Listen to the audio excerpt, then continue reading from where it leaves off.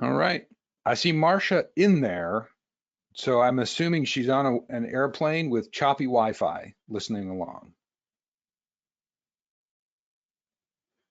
There we go. We got some people starting to come in. Hey guys, welcome. Hope you're doing well this fine Thursday afternoon.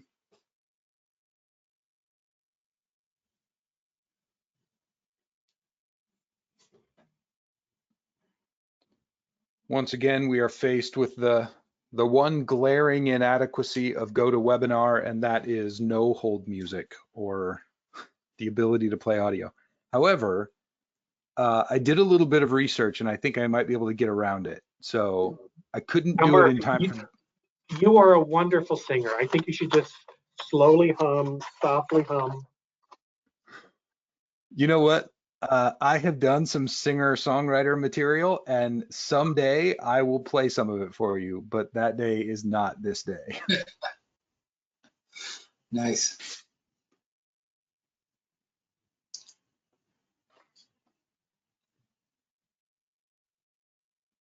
We're looking good. People filing in. Hey, those of you just still coming in, welcome.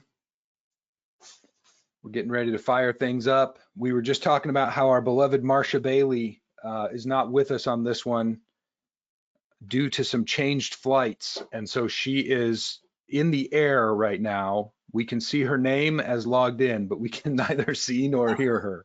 So send Marcia your well wishes if you're on with us today.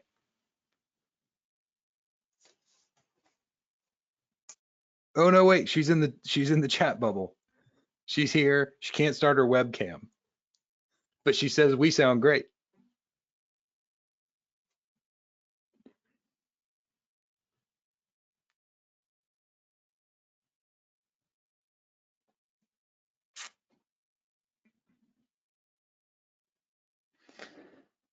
All right, well, we're right at the top of the hour. Let's go ahead and get things going. Hey, everybody, welcome back again to my home office in my daughter's old bedroom, hence the reclaimed medicine cabinet and inspirational poster of an owl over my shoulders.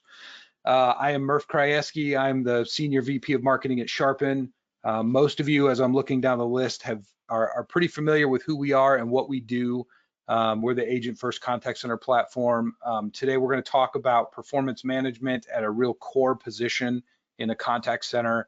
I'm kind of going to shut up fast because I've got two really good, smart guys alongside me. So my job is just to kick this thing off and wrap it up.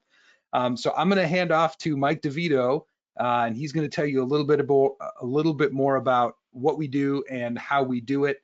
And then he'll introduce Ric Kosiba, our beloved Chief Data Scientist, and he will get so nerdy, but in like the best way. It's going to be awesome. All right, I'm done. Mike, you're up. Okay, thank you, Murph, and good afternoon, everyone. I'm Mike Davito. I'm a certified customer experience professional. I do my work here at Sharpen, and I've got about the next 10 to 12 minutes with a goal of providing you with a holistic and high-level sense of why Sharpen is refreshingly better for the right set of your clients, and to provide a context for today's featured speaker, Ric Kosiba. I'm going to go very quickly, so feel free to take notes of any questions that come up. But we're going to touch on 4 key areas in your overview today. We're going to talk about a macro problem. We're going to talk about a promise, the Sharpen process, and our platform. 4 words that begin with the letter P. Sharpen's color is purple, easy to remember. In 10 minutes, you're going to understand why Sharpen being agent first and being the agent first contact center platform is refreshingly better. Let me tell you a little bit more. You've likely heard it said that we are moving into the next economic evolution, the experience economy. We've moved the nature of our work from agricultural to labor manufacturing to knowledge and service management, and now into experience delivery. It's the next wave of a strategic competitive differentiation will be in customer experience. In fact, since 2014, the strong majority of Fortune 1000 CEOs have named improvement to experience delivery as a top 3 strategic priority. This is no surprise to any of you. Closer to home in the United States, over $20 billion and the equivalent in business man hours have been invested into improvements in experience delivery. Over $40 billion directed to effectively compete in the experience economy makes me ask, and probably makes you ask, How are we doing? After $40 billion, we must really be delivering year-over-year improvement and getting stellar results, right? Check out the acsi.org when you have a moment. The customer satisfaction index in the United States has been in the lower 70% for the last 20 years.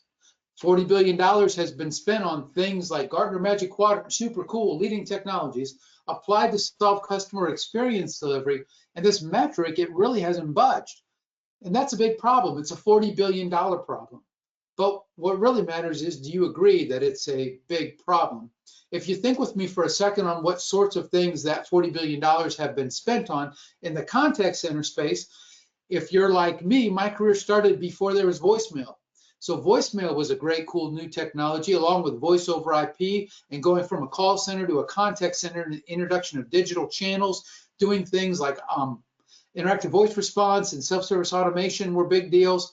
Recording of our interactions, quality management and coaching. Then we virtualized our servers and we created geographic resiliency. We gamified, a lot of fun. And now we're doing a lot with AI and machine learning. And all these great innovations have been applied in an effort to improve and move delivery experience to the next level.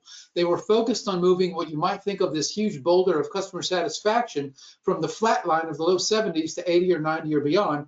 And frankly speaking, they have all fallen flat.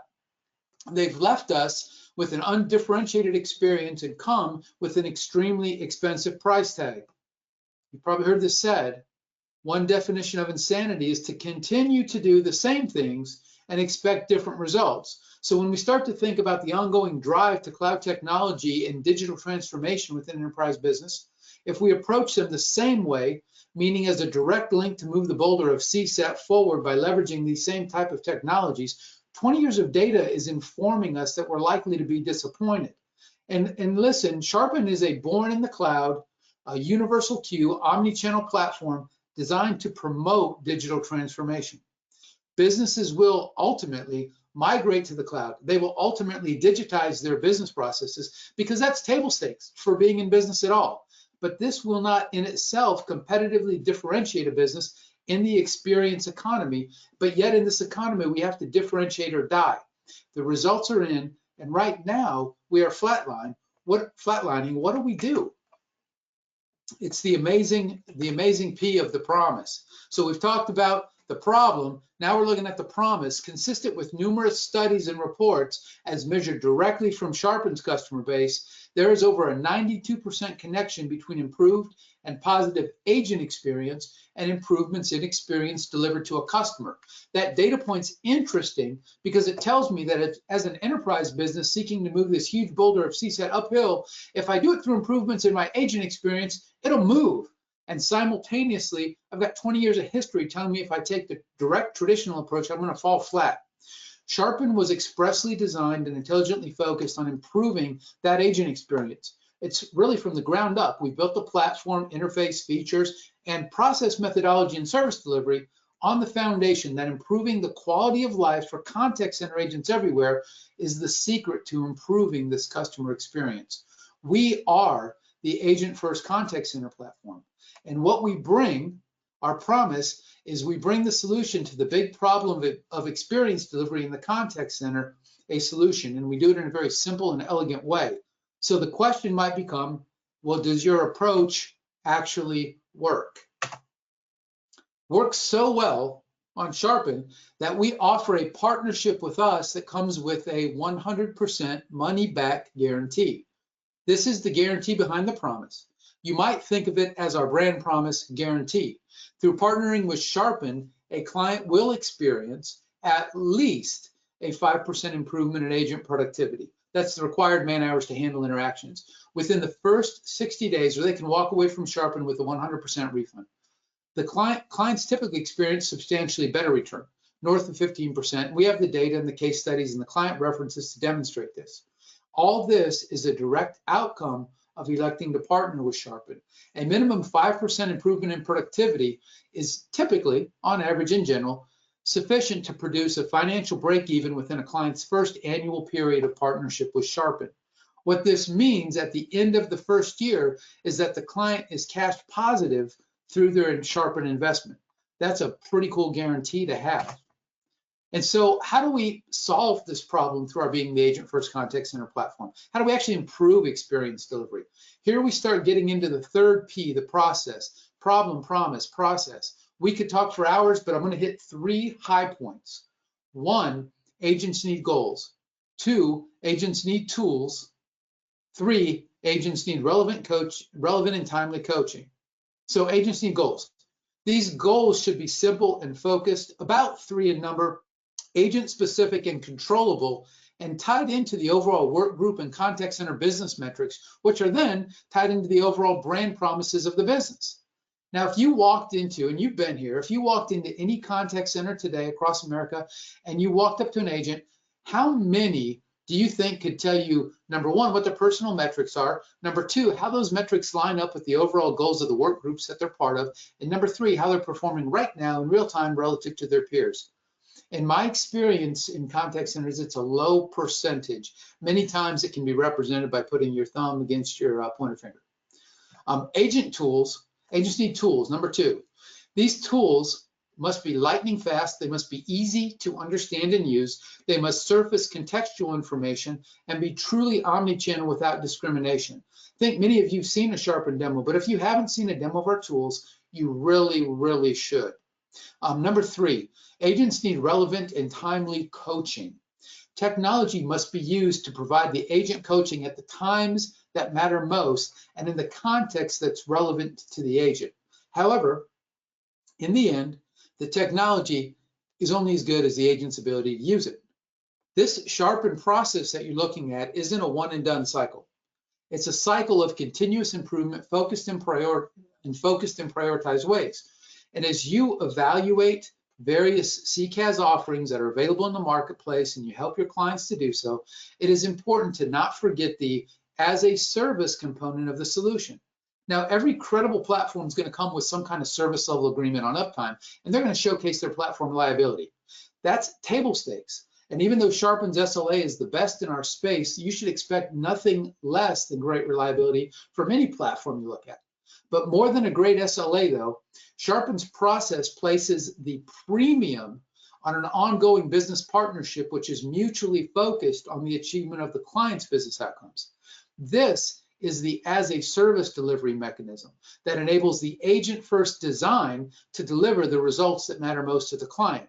In fact, we actually assign a manager to the client's account and then measure the manager's success on the achievement of the client's goals. And I want to hit just a couple of these steps and a couple high points of each one. The first thing I'd tell you is the starting of the baseline data begins immediately. As a matter of fact, with yourselves and your clients as a trusted advisor in your consulting engagement, it might even start before Sharpen's engaged.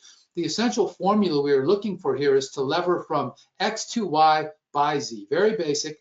Where's the client now? Where would they like to be and by when? And then, and here's the kicker, we want to value the difference over time.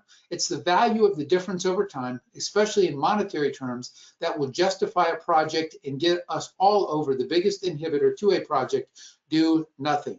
This step creates a model such that doing nothing is way too expensive for the client to afford.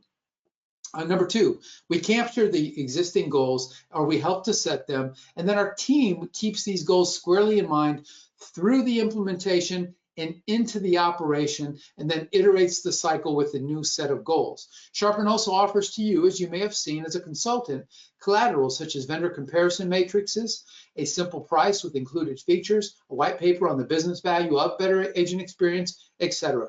Using these tools, if you'd like them, can serve as a good foundational platform to dive into the unique requirements of your client's business. But now that we know what successes look like and we've defined it, we'll use that to keep our work on track. So now we'll get to work. This is the second piece of Sharpen's cycle. This is the performance phase of Sharpen's approach, and we're now getting into the agent-first technology. This is the fourth P, the platform. So we had the problem, the promise, the process. This is the platform.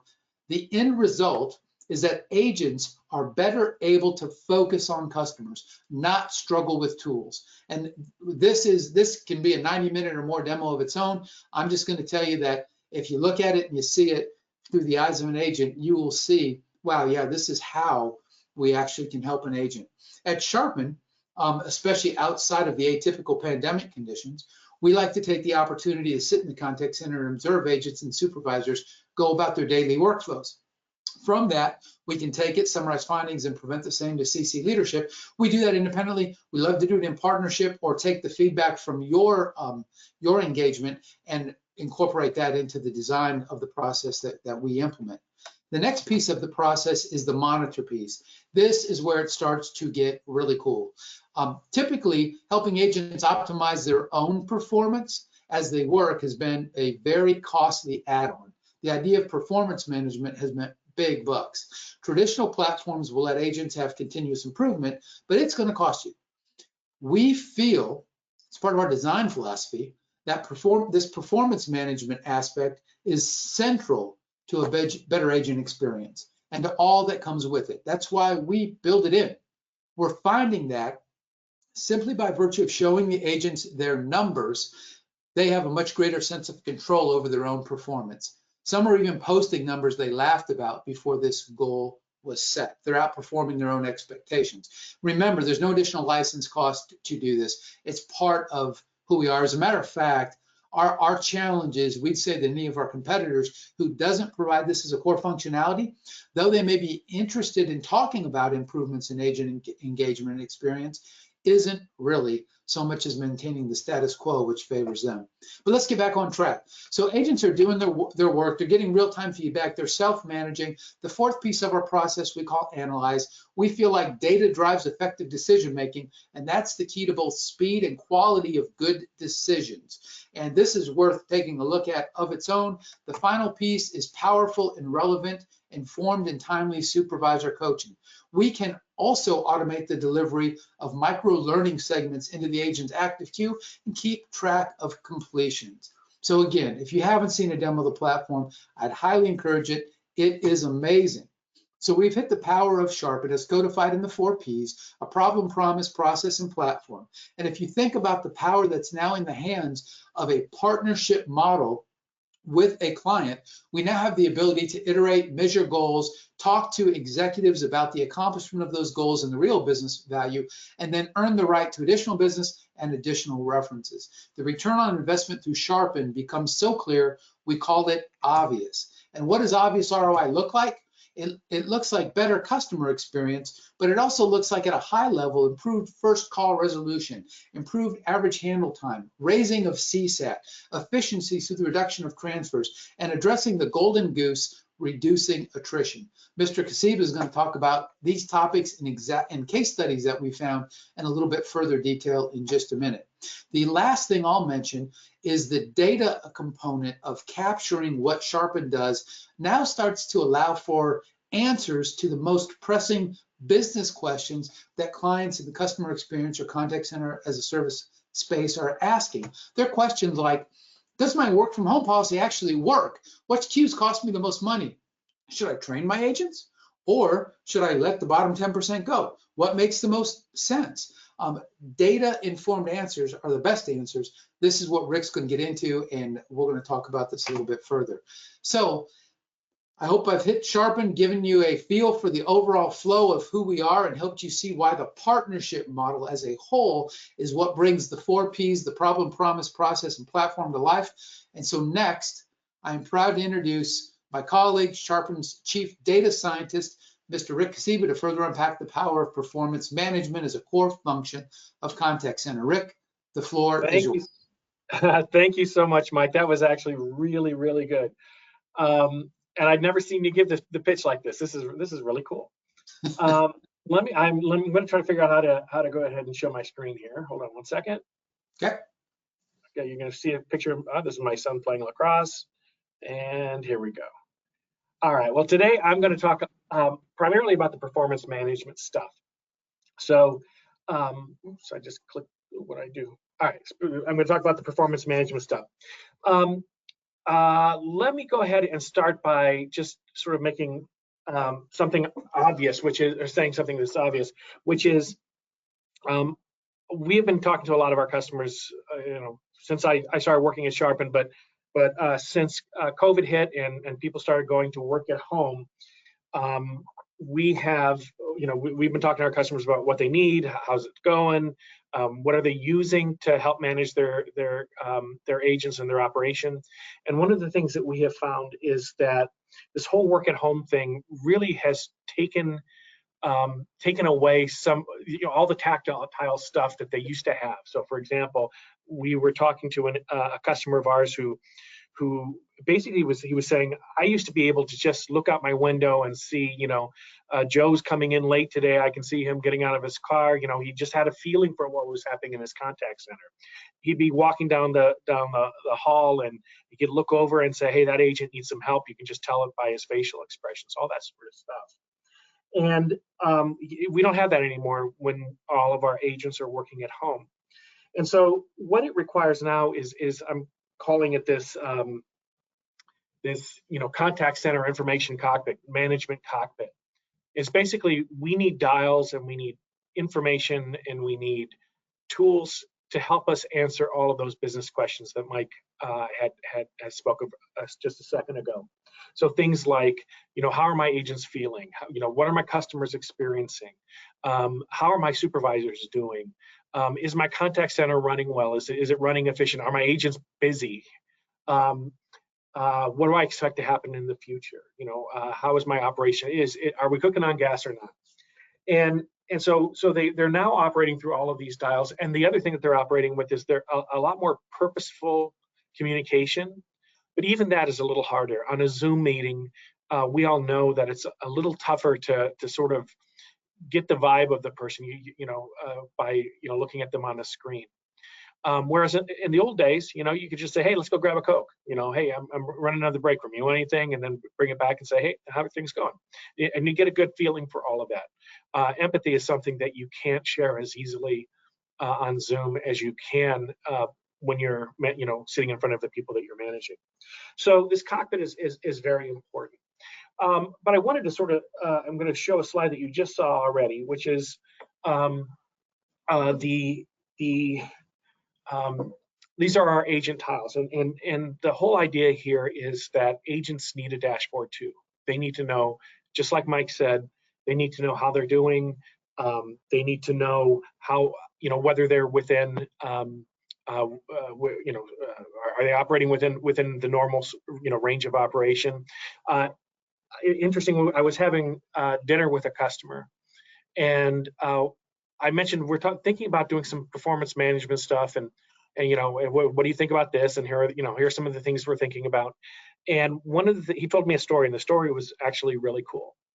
The story went something like this, which is this guy, when he was he's now an executive, but when he was a younger supervisor, he had an agent who was a nice guy, but was performing way out of whack. His handle times were 3 times as long as the rest of his agents. And so he called the guy in because he was going to put him on a performance plan. He was going to let the guy go.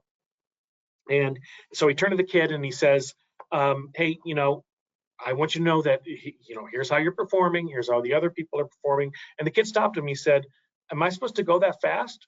The guy says, well, sort of, yes. We want productivity out of you. And he goes, I didn't know that. And so he says, okay, I'll tell you what, I'll just go fix it. And he went back to his desk. And from that moment on, he was operating within the norms, and he turned out to be a fantastic contact center agent. And so we were talking to folks about performance management. We were talking to people about, and then I went off and I talked to performance management companies. I'm sorry, we're going to pick this up. I started talking to people who were working, who were developing performance management software, because we were thinking about partnering with somebody. We didn't know if we wanted to actually build any piece. And what we heard from them was something that was actually really telling, which was a lot of these companies have really complex systems. They have, the basic performance, reporting, the performance, reports for the agents, and then they'll offer you a what are they, Murph? What are they called? The little avatars, right? These little avatars that you can have, so you can make it look like you if you want.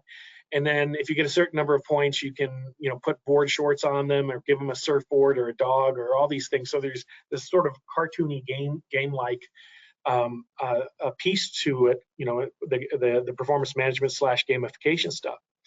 But when talking to them, I asked him, I said, well, do people get much benefit from all of that stuff? And he says, well, they get some. He says, but you get 95%. This is actually talking to multiple companies, you get 95% of it simply by showing them how well they're doing relative to their peers. And so we decided to build something relatively simple, which is this. If you look at the box here, the boxes, there's 3 of them. Our customers get to choose which performance metrics they want their agents to see.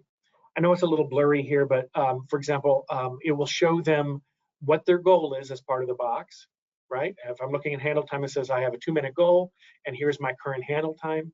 It also shows me how well I'm doing relative to my peers.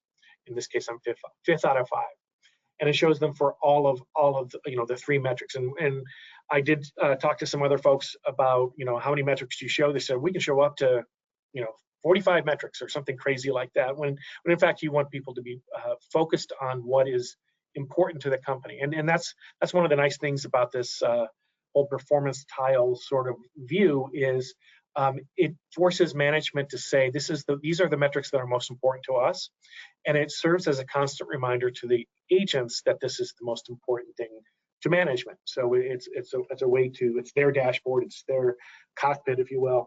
But it's a something that's a constant reminder. Every time that an agent is not on the phone, they see these 3 metrics, and they update real time.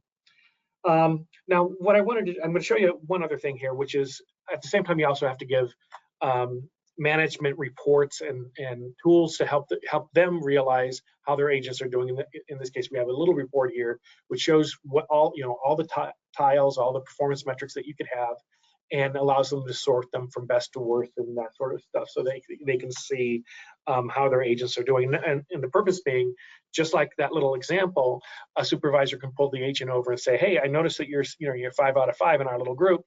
How do we get you to number 3? And have that conversation, which is really cool. So anyway, there's 2 things. You got to give your agents some information. You have to give your supervisors information. You definitely want to give your senior management, a cockpit, which is something that Sharpen does particularly well.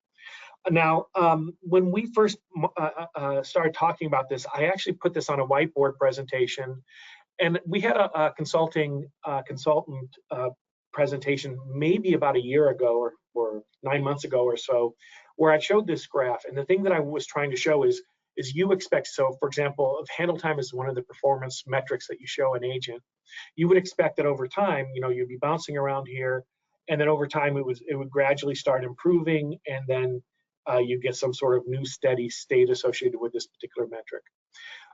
And the reason I brought this up again is if you were on that last webinar, this didn't actually occur in the real world. Let me show you what really happened. So I'm going to talk through, I don't know, 4 or 5 customers that I just pulled data from. And, we have, I'll tell you the stories of each of them. This one is a credit union. They were the first people to turn on performance tiles and performance management. And all we're doing is showing those 3 metrics and where an agent is relative to his peers and where they are relative to average.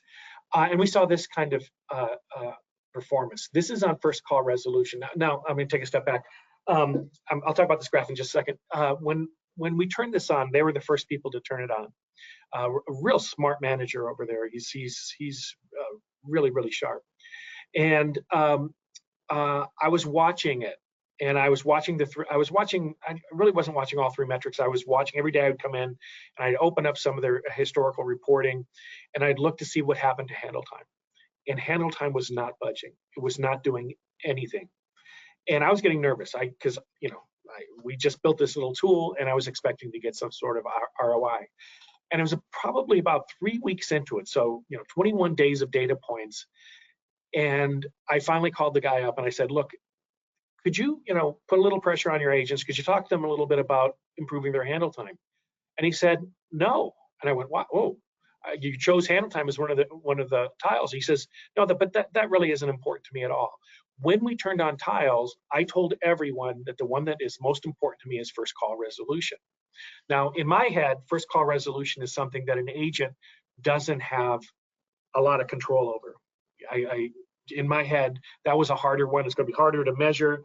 It's just harder. And so I wasn't expecting to see any improvement. So as soon as I got off the phone, I immediately went back to their data. I ran a couple of queries and looked at their data when it comes to first call resolution. And lo and behold, we saw this improvement. Now, what's interesting about it isn't a gradual improvement. From the day they turned it on, they saw a 5% jump, and this is one of the groups, 5% jump in this group.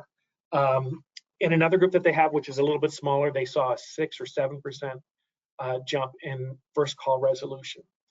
So this is the quote I got from that manager that's really super smart. He says, we've got a couple people who are pushing 85% FCR. They're pretty excited about it because they were crazy. They thought I was crazy for suggesting above 80 was even possible. They thought it was really aspirational. This is the quote that I love, and this was on Mike's screen as well, which is it's just great. It says what performance management is. I just have to say the numbers on Sharpen make me want to be better than whoever may be ahead of me each day. I can't believe I'm 8th on the contact resolution. I'll try harder. This is from an actual agent. This is fantastic and has huge repercussions. Let me show you another one. This one is a software company that grew by leaps and bounds because of COVID. So they were doing something around COVID, software that helps people work at home. And we turned it on. All the tiles that they chose were time-based, wrap-up time, hold time, and then overall handle time. And what you saw happen was something really neat, which is in wrap-up time, which is something that is completely controllable by an agent. I would suggest they saw an immediate drop. Boom! It just, the day it was turned on was the day that things improved and bounced around what probably is sort of a lower bound on how much wrap-up time there has to be. So if you look at this and say wrap-up time of 30 seconds is probably what you want, boom, there's a change here. In hold time, it improved as well, although the graph isn't as pretty as that because there isn't that real cliff. Then handle time in total also improved. 8% reduction in handle time, or 1.6 minutes. Yeah, that's right, 1.6 minutes. So a change in 1.6 minutes, that's huge. I want to throw a caveat in there. They actually were having a downward trend to some degree. So a chunk of that has to be because of tiles, because you saw this behavior change in the agents, but some of it is also just due to seasonality, I would expect. So I thought that was pretty interesting. Here's another one. This one is a services broker. So people call in to this company, and this company goes off and finds people to help them with their problem. And we saw this sort of thing, which is we had this nice strong trend in hand. This is handle time, and this is by day, nice strong trend. And then the day that we turned on tiles, we saw this trend stop and go flat. That's really, really interesting. We took just an average before and after, and you can see whatever it is, it's 8.7%. That's great. But the more important thing is a huge change in behavior. They were coming into a seasonal period, and for some reason, agents were able to actually fix it. Now, at the same time, they also had chosen first call resolution. And I'm sorry I don't have more data in front of this. We actually had a change in definition of first call resolution right at this date.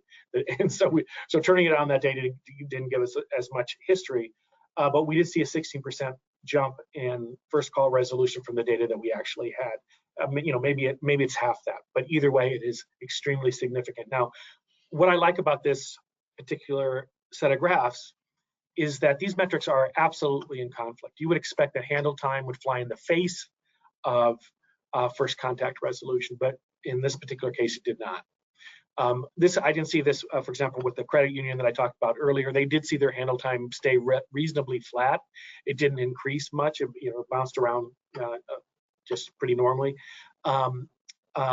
But this case, we did see an improvement in both metrics, which I thought was pretty cool. This says that the quality of the interaction, rather than the quantity of the interaction, is actually pretty important for this particular company. I've got a little more, and then we're going to sort of change subjects here. This is a oh yeah, this is a company that has that does outsourcing, but is very, very specialized kind of outsourcing. What was interesting about this is I called the guy up, and I just recently thought to look at it again. I called him up, I looked at the before and the after, and we saw an 8% improvement. I actually was looking at the wrong group. I was looking at this one that was, you know, a little bit negative. And then I went back and looked at the whole thing, and lo and behold, they had their big group, the one with the most volume, saw an 11% improvement, so 8% overall, which is cool. That's neat. Here's another one that this is a different company. This is a healthcare network, and we saw a 23% reduction.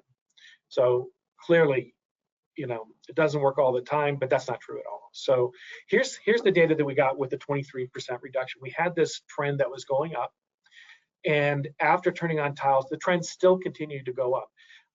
Talking to these folks, what they basically said was, no, we're getting into our busy period. We're getting into that time of year where, I'm trying to think what it was here. There was something that was triggered that caused both more calls and slightly longer calls. So they were expecting their handle times to go up. If you did actually fit a line, you get something like this with this part of the line, and you get something like this with this part of the line. I'm going to claim that we have some sort of benefit here because somewhere in this area is a change in value. There was a change. It's just that it's something a little bit harder to find. Now, I know I could do something like an A/B test, turn the tiles on for some agents and not others, except then I would have to code it so that I could turn it on for some agents and not others. And we didn't want to take the time to do it. We thought that this just doing time series stuff would actually be okay. And I think we're pretty good with it. But here's the net. I think that's the last part. Yep, that's the last part of that. Rick, I also love that you labeled this as a pirate. Yeah, I did. Yes. Here there be value, mateys. Value. Yeah. I forgot what I was going to say about this.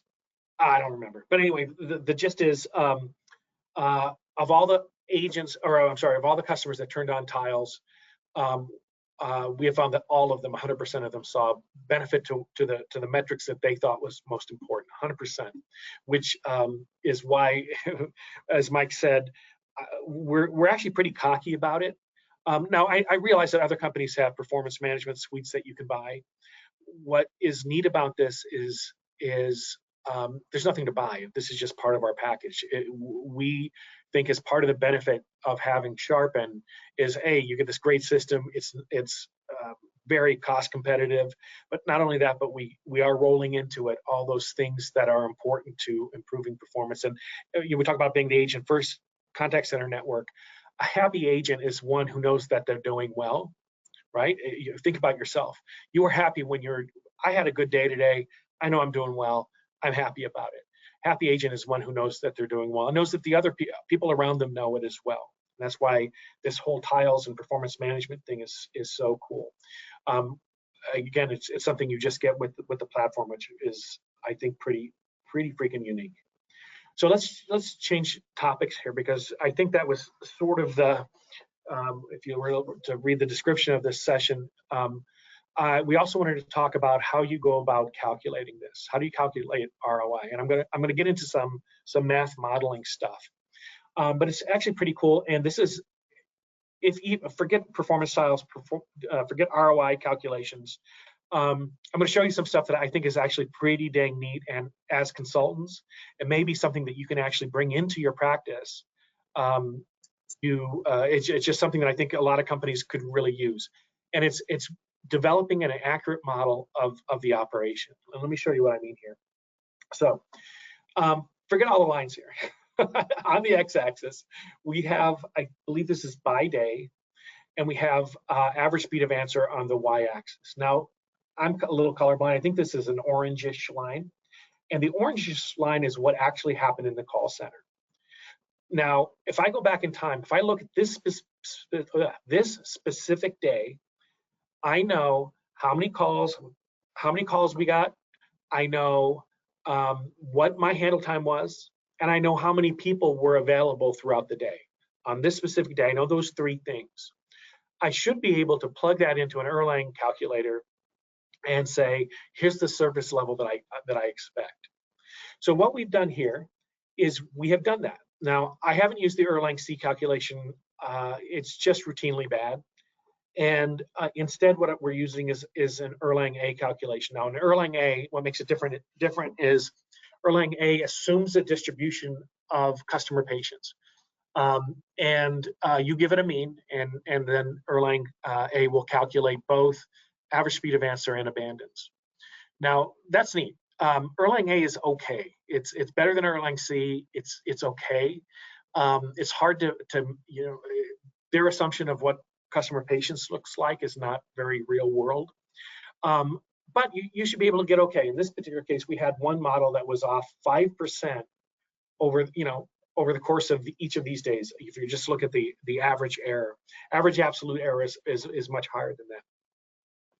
Now, what I did is I was working with this gal. Her name is Zoe. She's a recent Purdue industrial engineering grad with a master's degree, real smart gal. And she and I have been working on this a little while. What we did is we actually ran that Erlang A model over and over again, changing the mean time to abandon. That's part of the calculation. And so I forget what this one was, but it says down here, 0.8 minutes, 1 minute, and 1.2 minutes. And we ran those. And then we ran a whole bunch more. So we ran these 3, but a whole bunch more. Each one of them has its own error, right? So what we did is we're building something called an ensemble model. And an ensemble model is basically just taking a weighted average of all of these models and choosing a weighted average that gets you really, really good. And we're able to build something like this, which is, the bluish line is what actually occurred, and the reddish line is what we predicted. Now, I know this is just for the sake of this presentation, but I know I'm going to get a lot closer as we do, a few more math gymnastics, but you can get dang close. And being off 1.5, this is in percent. Oh, it is percent. Maybe it is percent. Off of 20 seconds or so is actually pretty dang good. This is a really good model. And but we're going to get it even better. But the nice thing about it is when you go through this process of taking multiple models, coming up with a weighted average, this is all doable via math packages that are, I think some of them are pretty free. You get really, really close to predicting performance. Now that's neat. So it says that if I know what your handle time is, if I know what your staffing is, if I know what your volumes are, I can predict ASA dead on. The old Erlang C calculation doesn't work. A single Erlang A model doesn't work. But a combined model is actually pretty good. So we're taking that now. Here's the cool thing about it. I'm going to show you how to solve a business problem. And the business problem is to go back to that credit union example, that case study, if you want to call it a case study, that case. And let's figure out what the benefit is to improving first call resolution by 5%. So there are a whole bunch of benefits to improving first call resolution. The number one is you get a better customer experience because you solve their problem. That leads to a happier customer, which leads to a happier agent. It means that there's fewer callbacks where people are upset at the agent before the agent even opens their mouth. So we have a happier agent. It possibly leads to more handle time. In this case, it did not. And the other case I showed you earlier, it also did not. But here's the real thing, is it will lead to a direct, if we're going to measure something, a direct reduction in call volume. First call resolution, if it's off, if we can improve it by 5%, it means that greater than 5% of reduction in volume, which is really cool. So let's take that 5% reduction in volume and do something with it.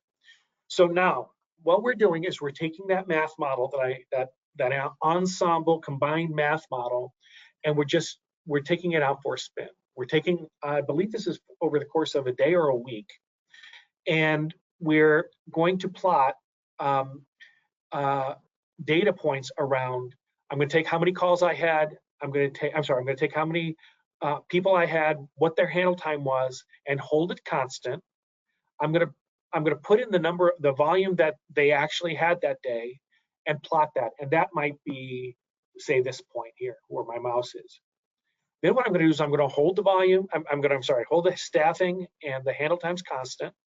And I'm going to add 5% volume or whatever this is, or 10% volume, or 15, or 20, or 30, or 45, or 50. Or I'm going to take away volume and make it -5, -10, -20. And I'm just running that model, just plugging it into those Erlang equations and figuring out what happens. And I get this curve.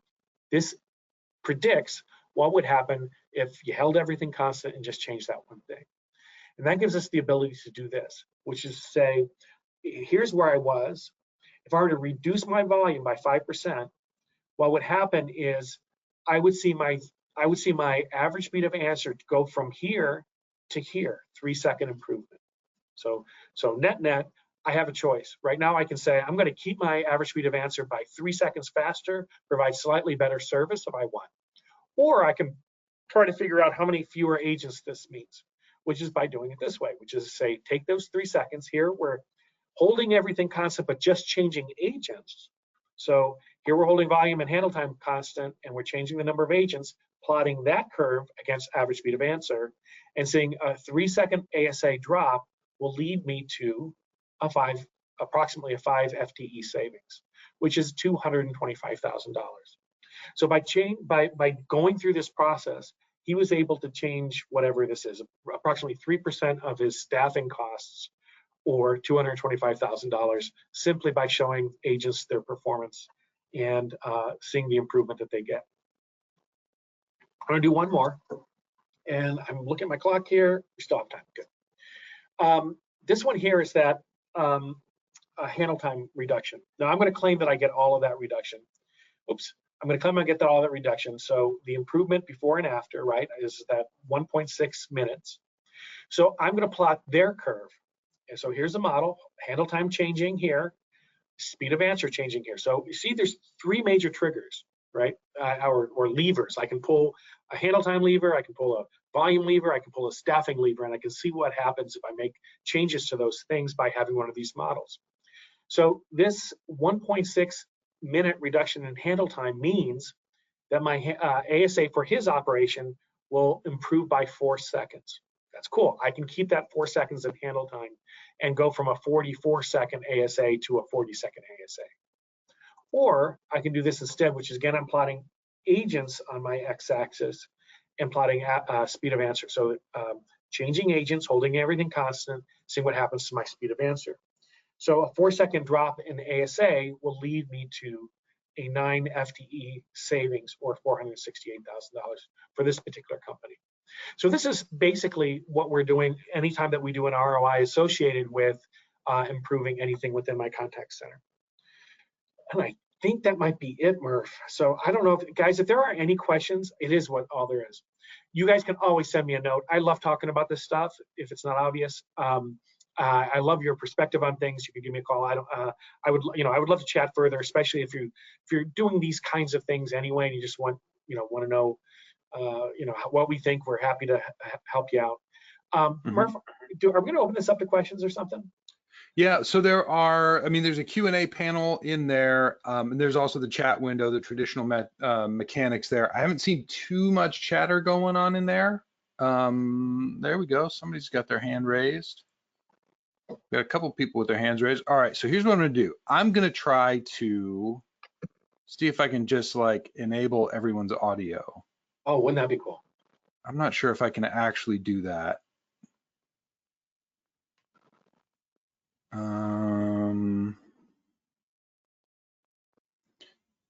Okay, so I got Richard, you're unmuted, and Zahid, you're unmuted.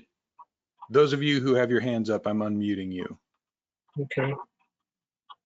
Yeah, good afternoon. Thanks for the presentation. Sure.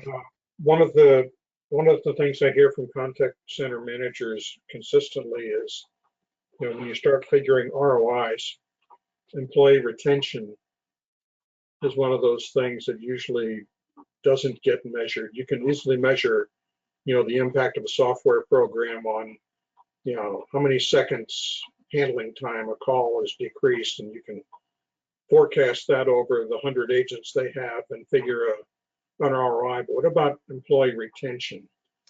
Every time an employee leaves, there's an expense involved in getting a new one, training them, bringing them up to a productivity level. have any of these tools that you've described here today been in place long enough to where impact on employee retention has been able to be measured? The short answer is no, but let me tell you a little story, which is when I first, actually it was before I started at Sharpen. I was working at a big competitor. And before I started at Sharpen, I actually went to visit a customer. So there was a customer in my town, and I drove out and they showed me the platform. They talked about the things that it does well and the things that they don't like. And I asked them about benefit. And one of the things that they said was that since turning on Sharpen, their attrition has ceased. And I was like, excuse me. It's like, I mean, yeah, same thing that you're saying, which is it is one of the biggest. I in a previous life, I was a founder of Bay Bridge Decision Technologies, which was a long-term planning tool. And I had done some analysis around, with the tool, I did some analysis around what's the benefit to reducing attrition. And it's huge. It's huge. It's a big cost. And so I was immediately, it was like, tell me about this. He said, well, I don't know what it is, but people like working in the system. It's easier, it's more intuitive. Another benefit was, and whenever we do get a new agent, it doesn't take them any time to learn it. So you have those two things, right? Less attrition and then less learning curve. So I try to quantify it. I actually asked them for their attrition rates beforehand and stuff, and they had this tool for over a year, and it was sitting in some spreadsheet that the person who developed had quit. And he says, but our attrition used to be pretty high and now it's not. And he attributes it to the tool. It's really hard. But that being said, it's interesting, since we started this 5 to 15% ROI, I have a small team who's going off and meeting with our customers before they turn it on, and we're keeping track of their ROI. So we're taking their legacy data, we're converting it, and we're we're sort of putting it in a database, trying to make it apples to apples, and then we're going to compare the before and the after picture. But the one thing I didn't ask them to do is to get the attrition data. I just wrote that down. We should be able to do that. Yeah, it's one of the things that usually doesn't get mentioned unless you're looking for that specifically. Yeah, I'm sorry, who's speaking? Who's this? Rick. Oh, hey, Rick. No, you're exactly right. As a matter of fact, I have heard of. I was talking to a consultant who focused on attrition, and she said attrition is a gold mine from a consulting point of view, because if I can move that needle at all, and there are things that we can do to move the needle, then I'm bringing absolute ROI to them. It's hard to measure, and it's hard to measure in a really consistent way, because it is sitting on somebody's spreadsheet, maybe somebody outside of the call center, right? It may be something that's in either a planning group or a budgeting group or HR group. So it is a little harder to get to if you're consulting and engagement. You're looking for specifically. Right, you're exactly right. Thank you for this. Thank you. You just gave me a great idea for stuff that we can do. Thanks. Well, and way back when Sharpen was first begun, agent attrition was the problem that we set out to solve first. And we've never really deviated from that, but our tools are built with that aspect in mind, that we knew we could move that needle if we improved agent experience. So we're seeing it come to fruition, and the ROI gains are, there's just more and more proof and momentum around that. Okay, thanks. There was one other person, Zahid, you had your hand up. Did you have a question you want to ask? I do. I think I like some of the metrics elements that you showed. My question is, how do you bring in the happy customer metric into your algorithms and see what impact it may have on all of the elements that you shared with us? Yeah, that's a great question. I will tell you, one of the things that we're working on that I think is going to be a bit of a game changer is the happy agent part of it, which is, as part of our platform, a lot of companies are doing, what are they called, employee net promoter scores, and quarterly. Other companies I've worked for, every quarter there'd be a new employee net promoter score, and heaven help you if you're the manager of a location that had their score go in the wrong direction. so they become political. We're working on something that would become a little bit less political, but gauge basically agent satisfaction.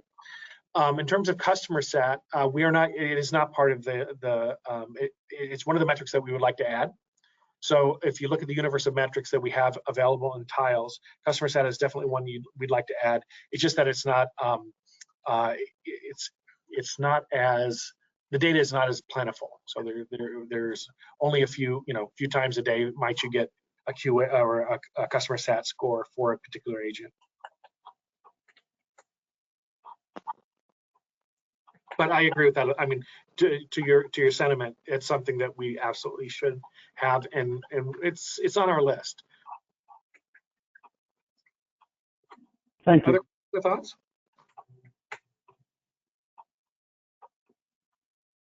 All right, looks like that's kind of it.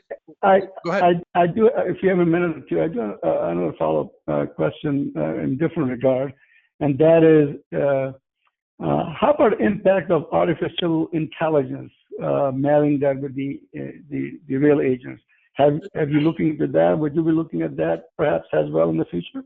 Oh, sure. So a couple things. One is, we definitely do the voice transcription and all that sort of stuff. Bots and all will change the nature of the types of calls that agents get. It's something I think we all sort of recognize is as we divert more contacts to a bot or to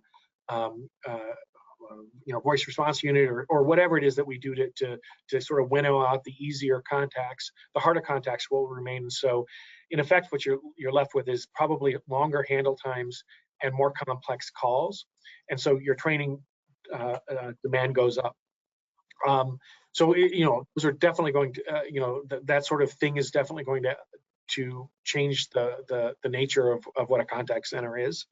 I'm trying to think what else. Oh, the other stuff is, and we are working on this as well, which is AI routing in a smart way. So I have seen the results of a few AI routing projects, and they haven't all been good. And part of the reason is because I sort of think that data science people tend to want to solve a big picture problem by just dumping a ton of data at things and hoping the algorithms figure something out.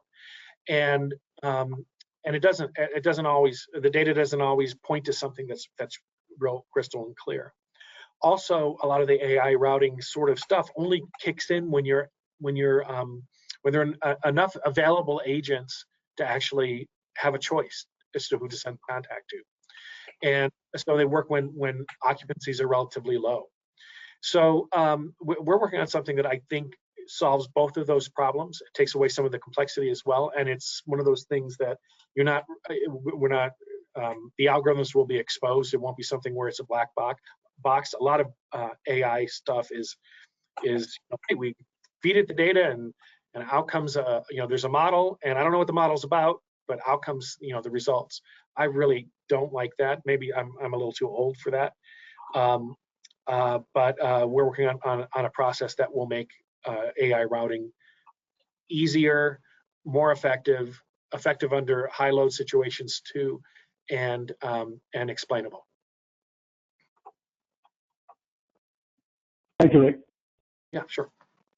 All right, we're coming up on the top of the hour, so I'll finish us off. I just wanted to let you guys know that there are a couple of things coming your way, and I think if I hit the right buttons, it looks like, there we go. So we've got a couple of things we're going to be sending to you if you're on this webinar, or if you've registered and are watching the recording in the future. Hello from the past. We're going to send you these couple of great things.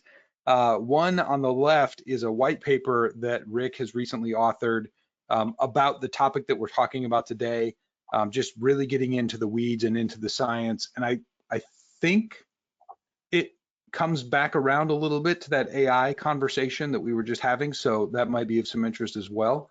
So look for that. And then also the one on the right there is we put together more of like a hands-on sort of user guide for how this might work out in like if you're implementing it for a client or thinking about it. There's also a handy ROI calculator in that second piece in the user guide. So keep your eyes out for that. And then we're going to go one step further with this conversation, and we're actually going to do a workshop in the next few weeks. So keep your eyes peeled for this. We don't have the date set exactly yet, but what we're going to do is bring in some more of Ric's team, who he sort of referred to in this conversation. And they're going to walk through the process that we use to collect that customer data, stay with it through the implementation, calculate the ROI, and you can see a little celebrate yay there in focus. That's our favorite part. So yeah, we've got that stuff coming up for you. So keep your eyes peeled. Again, you know, Marsha will beat the drums and let everybody know when that's coming down the way as well. All right. That's what we have for you today on this beautiful Thursday afternoon. Thank you very much for spending an hour with us, and hopefully this takes you delightfully into a nice late afternoon, early evening. I myself am going to go to an employee happy hour. Okay, great. Thank you very much, everybody. Ric, thank you very much. Mike, if you're still on, thank you. Everyone have great days. We'll see you next time.